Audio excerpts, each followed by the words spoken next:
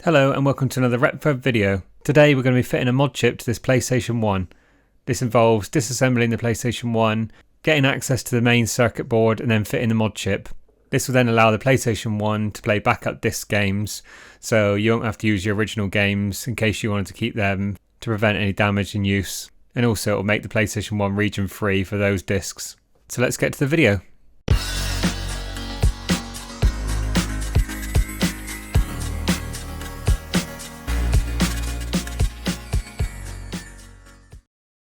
So the first thing I'm going to do is just show the PlayStation working. I actually bought this untested, so we'll check that it's working okay with a normal disc, and then we'll put in a copy disc and see how that works.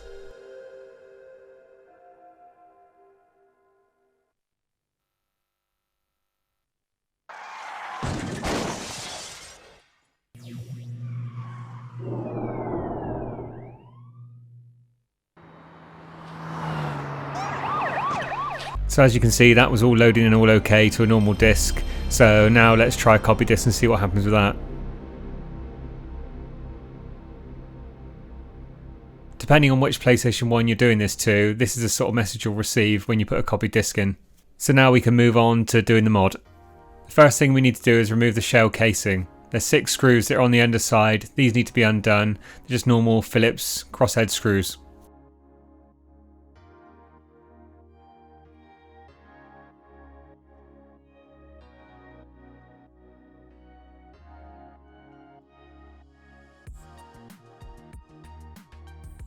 Once the screws are removed, we can then turn the PlayStation back over and then lift off the main lid.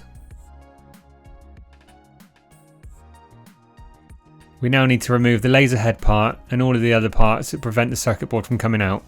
So to remove the laser section, you just need to unplug the 2 wiring plugs that hold it in place, and then it can be lifted off. There's no screws that hold it in, it's just rested on top of some pins.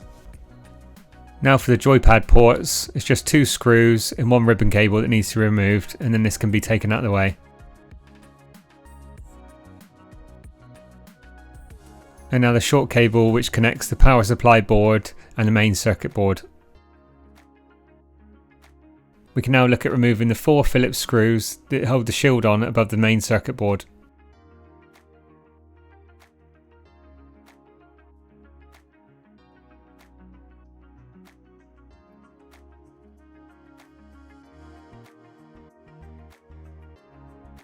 And now finally 4 screws that hold the main circuit board in place. These just need to be removed and then the circuit board can be lifted out.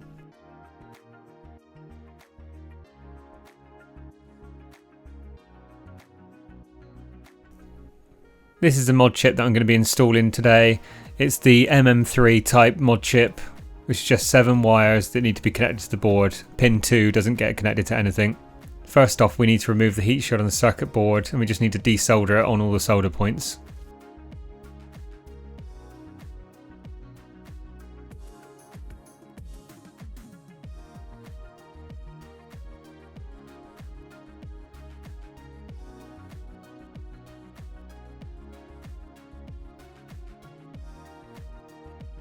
Now that the heat shield's removed, we can do all the wiring now for the mod chip. So whilst I'm trying to do this, I'm trying to make the wiring not too long, just so it's long enough to fit it where I want to put the mod chip, so there's not too much excess wire. Obviously you want a little bit, so you've got a bit of movement, but I didn't want to put too much on there when I was doing it. The plan is to do all the wiring on the mod chip first, then install the mod chip in place, and then do all the wiring on the circuit board. I just think this is an easier way of trying to do it whilst it's stuck down and doing each section. So if all the wires are put onto the little small mod chip circuit board, I think it will then be easier then to solder the rest of it onto the circuit board afterwards. As a side note, I was struggling with the camera a little bit whilst I was doing this. I tried to manually adjust some of the settings to make the lighting and the focus a bit better, but I think the lighting might have been a bit more steady, although it could have done with being a little bit brighter, but the focus wasn't quite focusing on the bits correctly, so it's something I need to look at, and hopefully on the next few videos I'll just get better at it. So as you can see on the video, I'm just working my way around the little mod chip. Pin 2 again, that doesn't need to be fitted to anything.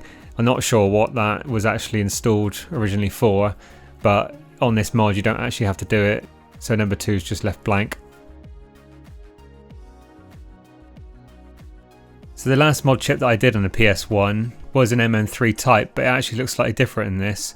It didn't have the small circuit board fitted to it. It was just the chip that was separate, and then you had to wire it onto the legs. So doing it with this small little board, it does make it a lot better.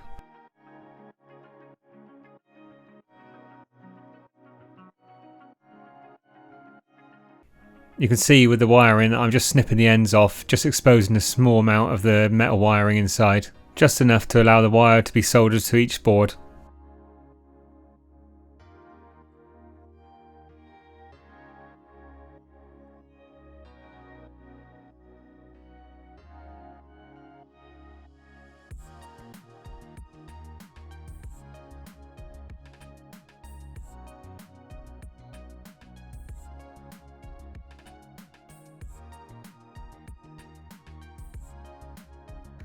We're now onto the last wire to be soldered to the small mod chip board, and then we can look at fitting the mod chip in place and then soldering all the wires to the main circuit board on the PS1. To hold the mod chip in place, I'm just installing a small piece of double-sided foam tape.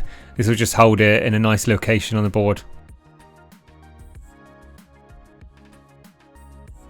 We can now start routing each wire to the correct location on the board and then get that soldered in place.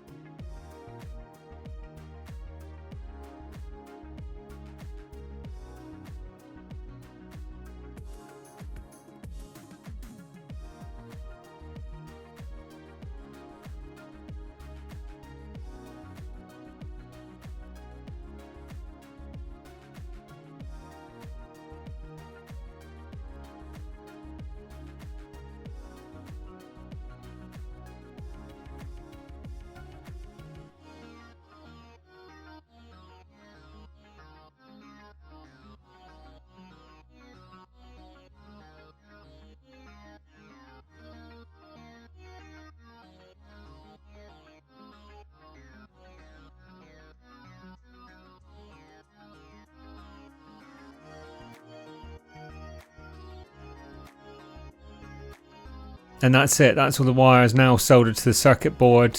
You can see the locations where they're now soldered to. So some of the points are quite small. I wouldn't particularly say it's that delicate to do. I mean, I was using quite a cumbersome Milwaukee cordless soldering iron, which I use on most of my videos, which you'll see quite often. Anything that gets too delicate, then I would get out the other one. But on a whole, it's not too bad. So you can see that it's a relatively easy mod to do. Now it's time to solder the heat shield back onto the circuit board. Again, just resoldering all the solder points that you removed earlier.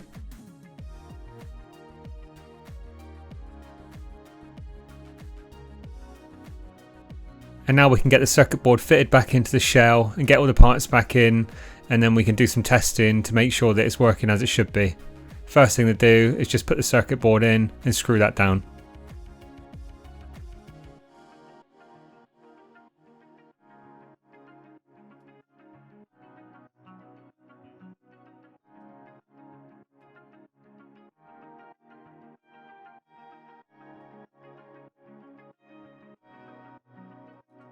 Now that the circuit board's screwed back down, we can now put the main metal plate over the top and then screw that down.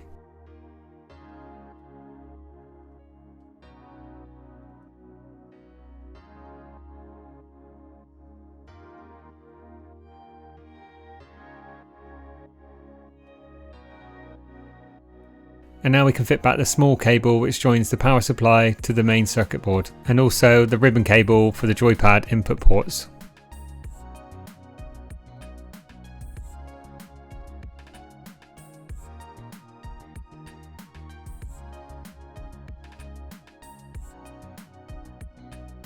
And now all the parts that have been fitted back inside the console correctly, we can look at putting the shell back together.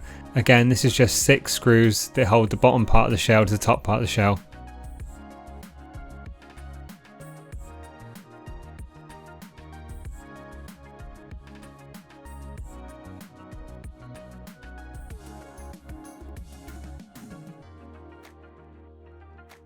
And that's it, all back together, and now we can do some testing to see what it'll do when we put a copied disc in.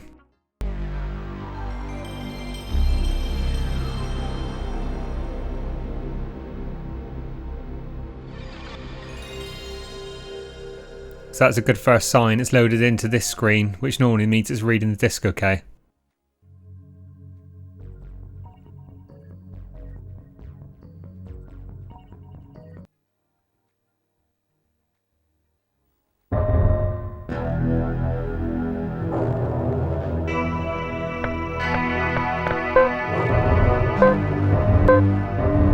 I'm just going to take it a little bit further and just make sure the game plays okay and the controls are all okay. I'm pretty sure it's going to be fine just seeing this.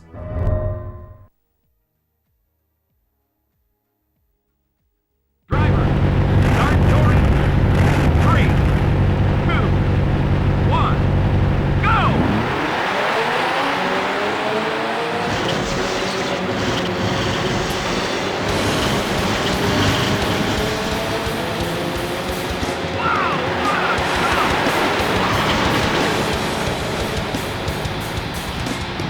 So as you can see, that all went successfully. It played the copied disc, so now instead of using the original discs, I can now play copied games. This obviously helps prevent any damage when using it regularly.